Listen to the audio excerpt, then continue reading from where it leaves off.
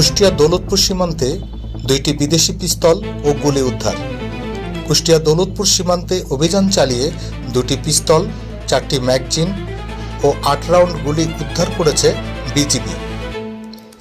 সোমবার সন্ধ্যা 7:30টার দিকে এক সংবাদ সম্মেলনের মাধ্যমে 47 বিজিবি কুষ্টিয়া ব্যাটালিয়নের অধিনায়ক লেফটেন্যান্ট কর্নেল রাশেদ কামাল রনি এ তথ্য নিশ্চিত করেন।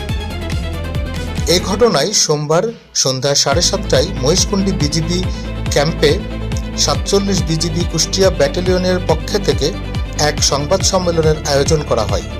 সংবাদ সম্মেলনে ব্যাটালিয়নের অধিনায়ক লেফটেন্যান্ট কর্নেল রাশেদ কামাল রনি বলেন, উদ্ধারকৃত অস্ত্র ও গোলাবারুদ যথাযথ আইনি প্রক্রিয়ার অনুসরণ করে দৌলতপুর থানায় হস্তান্তর কার্যক্রম চলছে। একই সঙ্গে অস্ত্র চোরাচালানের সঙ্গে জড়িতদের শনাক্ত ও আটক করতে সীমান্ত এলাকায় বিজিবির গোয়েন্দা তৎপরতা আরও জোরদার করা হয়েছে।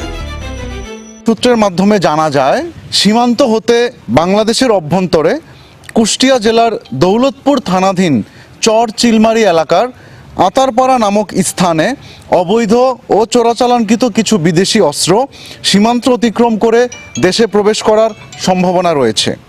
পরবর্তীতে কৌশলগত পরিকল্পনা অবলম্বন করে আতারপাড়া মাঠ নামক স্থানে অভিযান পরিচালনা করে মাটির নিচে পুঁতে থাকা অবস্থায় কালো কাগজ দিয়ে মোড়ানো 2টি বিদেশি পিস্তল, 4টি ম্যাগাজিন এবং 8 রাউন্ড গুলি জব্দ করা হয়।